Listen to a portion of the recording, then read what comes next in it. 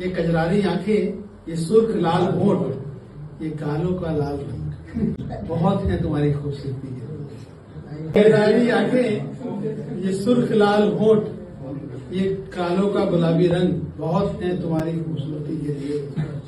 इन पर बनावटी मेकअप मत लगाओ।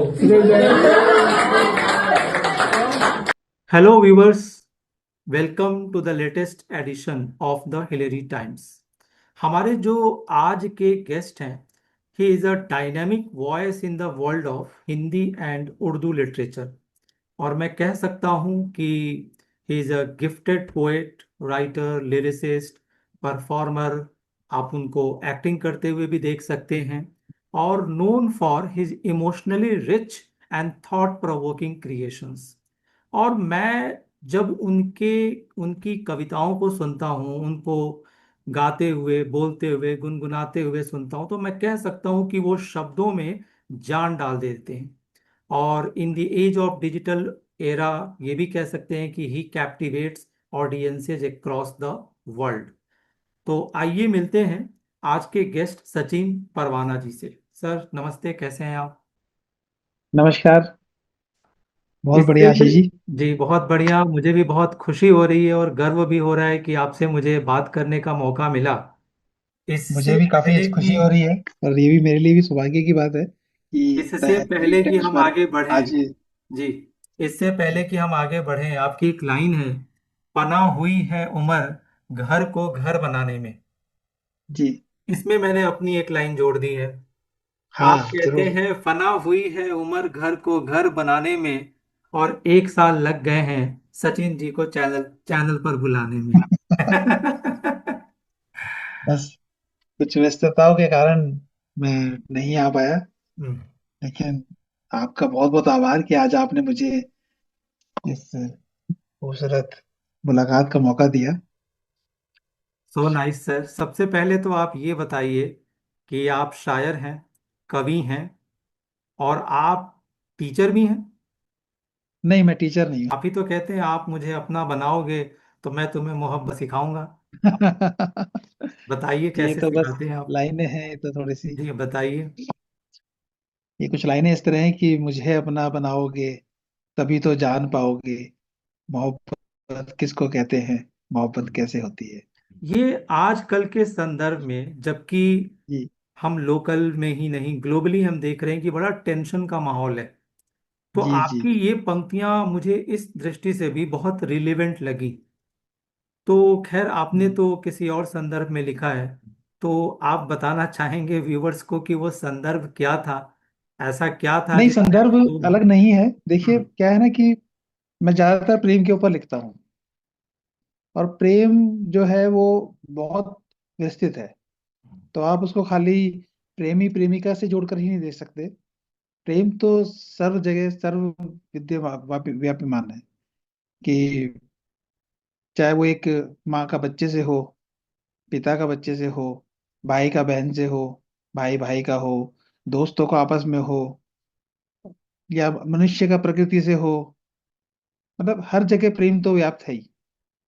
तो ये लाइनें आप उस संदर्भ में भी ले सकते हैं कि मैं हर किसी को ये कहना चाह रहा हूँ कि भाई, जब तक आप मुझे जानेंगे नहीं, मुझे पहचानेंगे नहीं, मेरे से मिलेंगे नहीं, तब तक आप कैसे जानेंगे।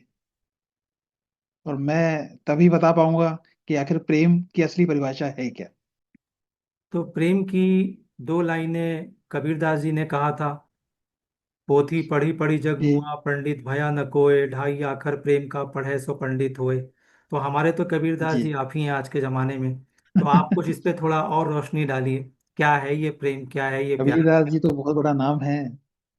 हम तो अभी शुरुआत में हैं, अभी तो लिखना शुरू किया है, सुनना शुरू किया है, पढ़ना शुरू किया है। तो कबीरदास जी तो अपने आप में एक, जिसे कहते हैं कि बेंच मार्क स्थापित करके गए हुए हैं। हमें तो वहां पहुंचना पहुंचना तो छोड़िए, हम तो बस उनके पद चिन्हों पे चल रहे हैं, वही बहुत बड़ी बात है। तो मेरे लिए तो देखिए, प्रेम मेरे लिए तो यह है कि अगर किसी के लिए आपके दिल में किसी भी तरह के भाव उत्पन्न होते हैं, और जो वो भाव उसको उसके लिए किसी भी तरह फलीभूत होते हैं, या उसको किसी भी तरीके से उन भावों से कोई आराम मिलता है। या आप ये कह सकते हैं कि ना, आपने किसी के लिए अच्छा सोचा, और वो अच्छा सोचना अगर उसके लिए कारगर साबित होता है, तो वो प्रेम ही है। आज के समय में कौन किसके लिए सोच रहा है? आज सिर्फ अपना सोच रहे हैं सब, अपने लिए ही सोच रहे हैं। ऐसे मौके पर आप अपने परिवार के लिए, या अपने दोस्तों के लिए, या उन लोगों के लिए जिनको आप जानते नहीं, अगर आप उनके लिए कुछ कर पाते हैं या उनके लिए कुछ सोच पाते हैं, तो ये प्रेम ही है। और जिसकी हमें बहुत जरूरत है इस टाइम।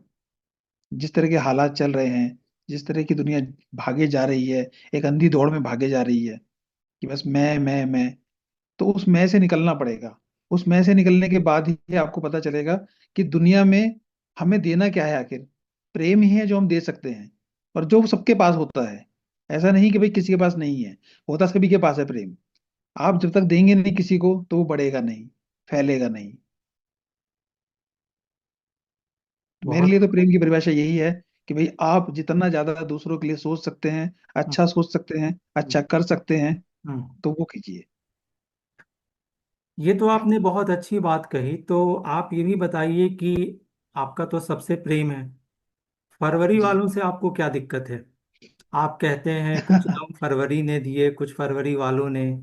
इसके पीछे क्या कहानी है बताइए, और कुछ लाइनें भी सुनाइए। देखिए, फरवरी प्रेम का महीना कहा जाता है। कहते हैं कि प्रेम का महीना है फरवरी। तो वैलेंटाइन डे भी आता है उसके अंदर। तो मैंने देखा, आजकल प्रेम जो है वो एक महीने में सिमट कर रह गया है, फरवरी में। मतलब फरवरी में ही आपको प्रेम होना चाहिए, फरवरी में ही आपको आप प्रपोज करेंगे, फरवरी में ही अगर आपने वो प्रपोज आपका नहीं एक्सेप्ट हुआ, तो आपका दिल टूट जाएगा। तो वो इफेक्ट आप पूरे साल तक अपने साथ रखेंगे। तो ये इन चीजों को देखकर ही मैंने लिखी थी ये लाइनें, कि कुछ गम फरवरी ने दिए कुछ फरवरी वालों ने। क्योंकि दिल तो उन्होंने ही तोड़ा है फरवरी में जो है। तो कुछ गम फरवरी ने दिए कुछ फरवरी वालों ने, कुछ मुझे सवालों ने परेशान किया, कुछ परेशान किया जवाबों ने। और बचते बचाते थोड़ा थोड़ा दिल ये मेरा टूट ही गया। कुछ इसे अपनों ने तोड़ा, कुछ मेरे चाहने वालों ने। क्या तो बात। इसीलिए ये लाइनें मैंने फरवरी में लिखी थी, कि हम्म, फरवरी प्रेम का मंथ है, और हम्म, फरवरी में ही सबसे ज्यादा दिल टूटते हैं। हम्म। बहुत खूब। तो जिन चाहने वालों ने आपका दिल तोड़ा, तो उन्होंने जी। आपने उनको ये नहीं बोला कि एक दिन तुझ पे लिखूंगा आंखों की शरारत लिखूंगा? ये आपने ही लिखा है। जी देखिए, क्या होता है ना कि कई बार कवि जो होते हैं, हम जैसे जो लोग होते हैं, वो जरूरी नहीं कि जो अपने पर बीते वही लिखे। हम दूसरों को देखकर भी लिख लेते हैं कि दूसरों के ऊपर क्या बीतती है। तो वो भी हमारे लिए एक सीख हो जाती है। तो कुछ लाइनें फिर वहां से भी आ जाती हैं। इसलिए अब चाहे वो फरवरी में लिखी हो, चाहे वो किसी के परिचय के लिए लिखी हो, या किसी के हुस्न पे लिखी हो, तो ये सब लाइनें बस वहीं से निकलती हैं। क्या बात। पर कहा जाता है तो लिखना ज्यादा बेहतर है किसी को कहने से। हम्म, क्योंकि लिखने पर आपका पढ़ा जाएगा अच्छे से। हम्म, आज नहीं कल पढ़ा जाएगा, कल हम्म, नहीं परसों पढ़ा जाएगा। हम्म, आपने आज कह दिया, पता नहीं सुना जाए ना सुना जाए, समझा जाए ना समझा जाए। हम्म। तो लिखना बेहतर है। बहुत खूब। सर आप एक बात बताइए, आम तौर पर जो हम जी। जैसे साधारण लोग हैं, हम जब लिखना जी। शुरू करते हैं तो पहली लाइन तो बड़ी अच्छी बन जाती है, हम्म। दूसरी लाइन नहीं बन पाती। या हम पहली लाइन उधार लेते हैं और दूसरी जी। लाइन बना पाते हैं। तो आप जब कोई कविता का सृजन करते हैं, कोई रचना बनाते हैं, शायरी करते हैं, तो जी। पहले कोई थॉट आता है, कोई शब्द हम्म। आता है, या कुछ जैसे फिल्मों में देखते हैं कि हीरो थोड़ा सा गम में डूबा होता है, मैं शायर बदनाम, ऐसा कुछ एनवायरनमेंट होता है? तो ऐसा कुछ नहीं नहीं होता है नहीं क्या नहीं, आपके साथ? ऐसा कुछ नहीं होता, ऐसा कुछ नहीं होता। हम्म, फिल्मी बातें फिल्मी होती हैं, वो तो पिक्चराइजेशन है। उसमें जो दिखाना जा रहा है वो तो पब्लिक के लिए है। बेसिकली क्या होता है कि आपके थॉट्स ही होते हैं, जो कि आप उन शब्दों का रूप लेते हैं, और वही शब्द होते हैं जो आपकी लेखनी में उतरते हैं। जरूरी नहीं है कि आपकी लाइन मिल रही है नहीं मिल रही है आपस में। लेकिन देखिए, मेरा मानना यह है कि आपके भाव स्वच्छ होने चाहिए। आपके भाव ऐसे होने चाहिए कि अगर आपने कुछ कहा है, तो वो दूसरे को समझ में आए। अगर आपके भाव समझ में आ गए हैं, तो बहर हो गई या फिर आपके गद्य पद्य, जो भी आपकी एक परिभाषा, जो एक सीमित परिभाषाएं हैं इनकी, वो बाद में आती हैं। पहले तो आपको भाव ही जनरेट करने पड़ेंगे अच्छे से। तो मैं भी जब कभी लिखता हूँ तो ऐसा नहीं है कि पहली बार में ही मेरे से बहुत अच्छी लाइनें बन जाती हैं। वो कभी कभार होता है ऐसा कि एक के बाद एक के बाद एक लाइन बन गई। पर ये होता है कि हाँ, भाव मेरे सृजन हो गए, भाव मैंने एक पेपर पे उतार लिए, फिर बाद में बैठ के उनको धीरे धीरे किस तरह से उनको ठीक करना है, लय में लाना है, वो सब बात की बातें हैं।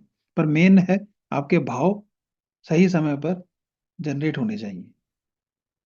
और वो कोई भी समय हो सकता है। आप हम्म। बैठे हैं, आप काम कर रहे हैं, आप कहीं आ रहे हैं, कहीं जा रहे हैं, आप हम्म। चलते चलते कहीं जा रहे हैं, आपने कुछ देखा, आपके हम्म। दिमाग में कुछ लाइनें आ गई। हम्म। तो ये इस तरह से है। हम्म। सर, मैंने मुनव्वर राणा जी को सुना था, उनकी एक कविता थी माँ के ऊपर।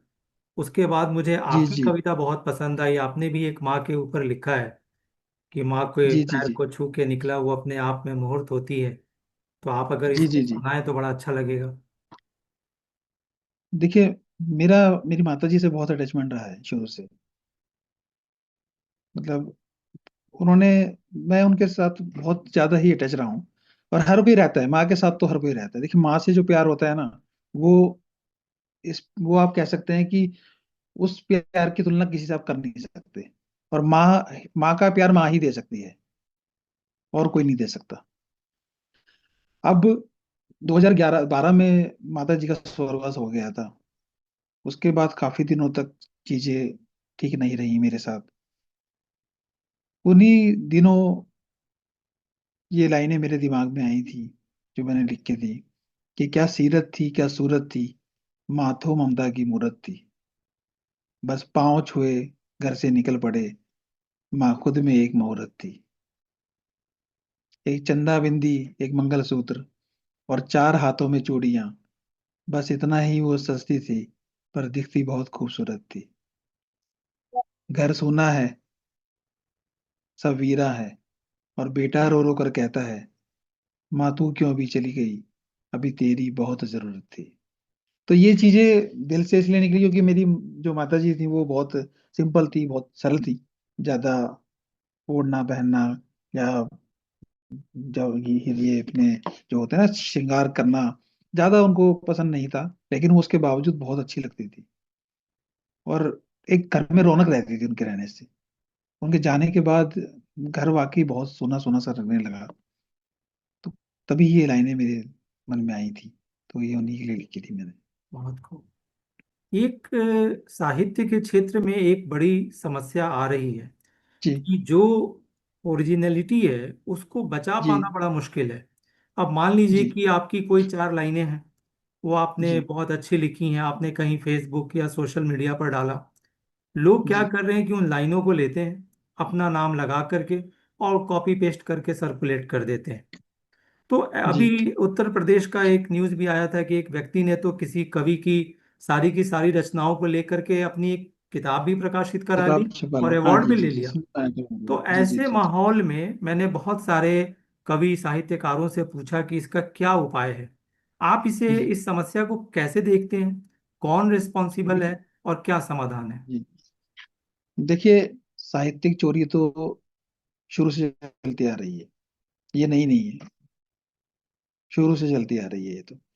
और अब डिजिटल एज आने के बाद ये बहुत बढ़ गई है। क्योंकि सोशल मीडिया पर, फेसबुक, इंस्टाग्राम, इन पर आपने कुछ भी लाइनें लिखी, कौन कहाँ से उठा के आपकी अपनी यूज कर लेगा उसको, आप नहीं जान सकते। ये तो आपके जो मित्र लोग हैं, अगर वो कहीं देख लेते हैं, बता देते हैं, तो अभी आप इसको पकड़ पाते हैं। अन्यथा ये तो पकड़ में आने वाली चीज है ही नहीं। तो इसमें तो आप यही कह सकते हैं कि देखिए, मैं तो ये मानता हूँ कि चुराने वाले को पता होता है कि ये मेरी नहीं है। और जो आपने बताया कि वो उत्तर प्रदेश में एक किताब छाप ली, उन्होंने अवार्ड भी ले लिया, तो आपका अंतर्मन इस बात की गवाही कैसे दे देता है कि आपने किसी और की लाइनों को किताब पे छाप दिया और उस पे अवार्ड ले लिया। तो ये तो, इसका कोई उपाय भी नहीं लगता मेरे को तो। क्योंकि आप कितना बचा, या तो आप शेयर मत कीजिए, शेयर तो आप करेंगे ही, आपने लिखा है तो लिखा ही है। और एक मैंने कहीं पढ़ा था कि जब तक, मैंने ये मेरी लाइनें हैं दो कि, जब तक दिल में रहा तेरे लिए था, जब कह दिया तो जमाने का हो गया। तो वही बात है कि लिख दिया आपने तो वो जमाने का हो गया, फिर आप उसमें कुछ कर नहीं सकते। आज भी बड़े बड़े शायर हैं, उनकी लाइनों पे लोग नीचे डाल देते, प्रणाम डाल देते हैं, फेसबुक पे डाल देते हैं, इंस्टा पे डाल देते हैं। हमें भी हंसी आती है देख के कि हमने पढ़ा हुआ है, ये तो इतने बड़े शायर की लाइन है। पर ठीक है, मन है इनका, करने तो कोई दिक्कत नहीं है। आपकी ये जो शायरी लिखने की जो कला है, कविताएं जो आप जी लिखते हैं, खास करके रोमांस के ऊपर आप लिखते हैं, और बड़ा जी दिल को टच भी करता है, बहुत वाकई अच्छा जी लगता है। तो जी। व्यक्तिगत जीवन में इसके कितना आपको फायदा हुआ? इतना इसका तो कोई, अब ये कह सकते हैं कि हाँ, नोन नोन हो गए हैं, लोग जानने लगे हैं, पहचानते हैं। एक पंक्ति को लेकर के थोड़ा सा कंफ्यूजन हो रहा है, आप उसे जरा दूर करिए। हाँ हाँ, बताइए। मैंने एक बहुत जी। पहले गाना सुना था कि अगर मुझसे मोहब्बत है हम्म। तो मुझे सब अपने गम दे दो। फिल्म थी आपकी परछाइयाँ। आप लिखते हैं कि मत सोचो मुझे, हाँ तुमको हाँ। मिला है क्या, ये दर्द तुम्हारा अपना है, तुम इसको अपने गले लगा लो, ऐसा कुछ लिखा है। तो ये जी कंट्रास्ट जी जी। कैसा? ये उस पे लिखा था मैंने कि जब पीछे मैंने कुछ न्यूज़ पढ़ी थी, जिसमें लोग, बच्चे कोटा में, जो अपने सपने पूरे ना होने की वजह से काफी सुसाइड केस आने लगे थे। और कुछ लोगों को देखा मैंने कि वो बहुत ज्यादा अपने आप को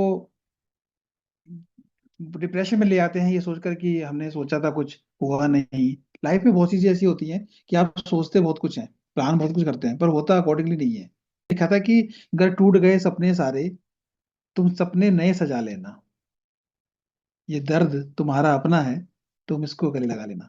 कि मतलब जो दर्द है ना वो आपका अपना है, खुशी आप बांट सकते हो, लेकिन आप दर्द नहीं बांट सकते। दर्द बटेगा ही नहीं आपका। कोई कितना भी आके बोल दे कि मैं आपका दर्द समझता हूँ, मानता हूँ, जानता हूँ, पर वो नहीं है। आपका दर्द आपका ही है, और वो आपको ही समेटना है, आपको ही उस दर्द से बाहर निकलना है। तो इसलिए मैंने लिखा था कि ये दर्द तुम्हारा अपना है, तुम इसको गले लगा लेना। जब खुशियों को गले लगाते हैं तो दर्द भी तो अपना ही है, उसको गले लगाइए। उसको गले लगाने से ये होगा कि आपके अंदर दर्द सहने की क्षमता बढ़ जाएगी। और टाइम चेंज होता है, जब अच्छा नहीं रहा तो बुरा भी नहीं रहेगा। तो ये पूरी ही कविता है कि घर टूट गए सपने सारे, तुम सपने नए सजा लेना, ये दर्द तुम्हारा अपना है, तुम इसको गले लगा लेना। मत सोचो तुमको मिला है क्या, तुम थोड़े ही व्यापारी हो, दिलवाले हो दिल से देना, आंसू में हंसी मिला देना। मतलब सामने वाले का भी अगर आंसू है तो आप उसको भी खुश करिए, उसको भी हंसने का मौका दीजिए। और सपनों का क्या, वो तो हम्म। सपने हैं, हम्म। आज टूटे कल फिर बन जाएंगे। हम्म। भाई एक सपना टूट गया, कोई बात नहीं, हम्म। सपने तो सपने ही हैं। दूसरा हम्म। सपना देखिए, उसे हम्म। साकार कीजिए, उसके लिए हम्म। पूरी कोशिश कीजिए। हम्म। और चाहत दिल में जिंदा रखना, हम्म। इसमें नफरत ना मिला देना। लोग क्या करते हैं ना कि अगर कुछ बुरा हो गया आपके साथ, तो वो कोशिश करते हैं कि यार मेरा बुरा हुआ है ना, तो इसका भी बुरा होना चाहिए, इसका अच्छा कैसे हो गया। वो चीज नहीं होनी चाहिए।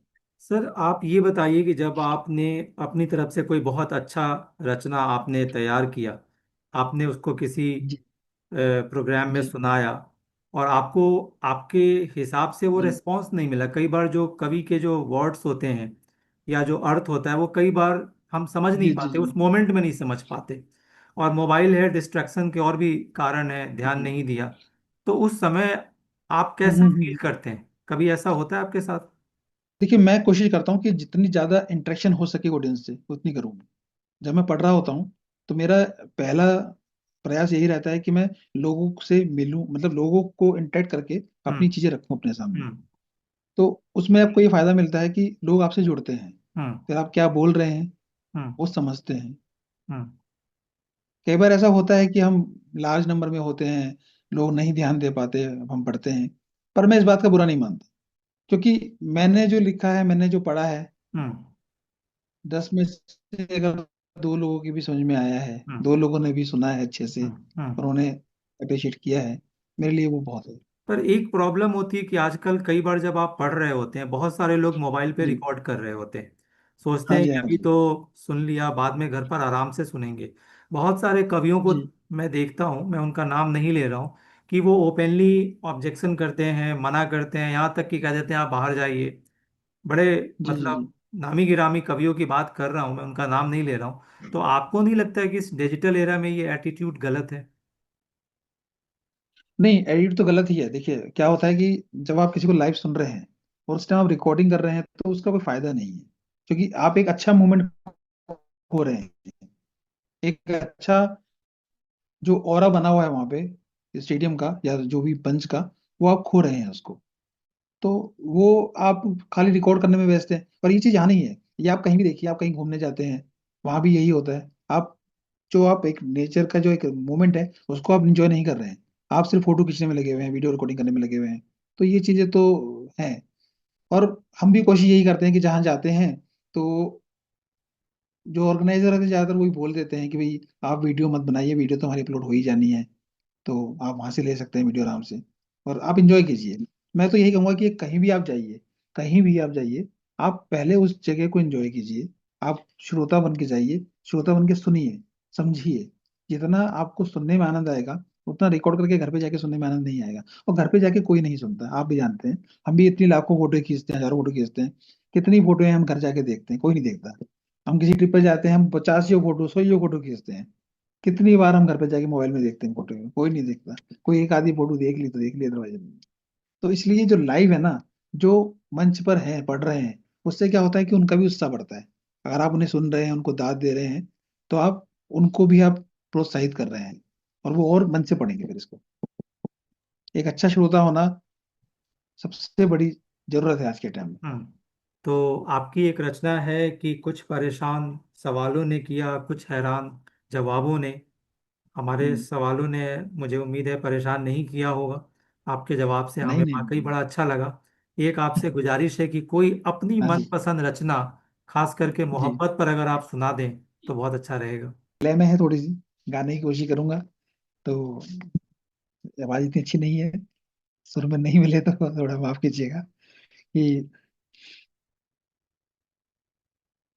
चांद से है कहाँ दूर ये चांदनी, और सूरज से किरणें कहाँ दूर है। चांद से है कहाँ दूर ये चांदनी, और सूरज से किरणें कहाँ दूर है। दूरियां ये मुनासिब नहीं इश्क में, दूरियां ये मुनासिब नहीं इश्क में। हाँ चले आइए, हाँ चले आइए, हाँ चले आइए, हाँ चले आइए। अब मोहब्बत के साए तले आप हैं, अब मोहब्बत के साए तले आप हैं। यूं न घबराइए, यूं न घबराइए, तोड़ दीजिए जमाने की सब बंदिशें, तोड़ दीजिए जमाने की सब बंदिशें। यूं न शर्माइए, यूं न शर्माइए, यूं न शर्माइए, यूं न शर्माइए। तो दोस्तों, मुझे उम्मीद है कि आपको आज का एपिसोड बहुत अच्छा लगा होगा। और लगा है तो आप कमेंट करके बताइए, और लाइक करिए, शेयर करिए। और आप मुझे दीजिए इजाज़त। मैं कौन हूँ, मैं बार बार याद दिलाता रहता हूँ। मैं हूँ आपका दोस्त, इस प्रोग्राम का होस्ट, और a very common man, Ashish Kumar. जय हिंद। कि रुको कुछ पुरानी यादों के बहाने बैठ जाओ, जो तुम निभा ना सके उन वादों के बहाने बैठ जाओ। और सुनो, ये दिल अभी पूरी तरह टूटा नहीं है, ये दिल अभी पूरी तरह टूटा नहीं है। एक जख्म और दो, चलो चाय के बहाने बैठ जाओ।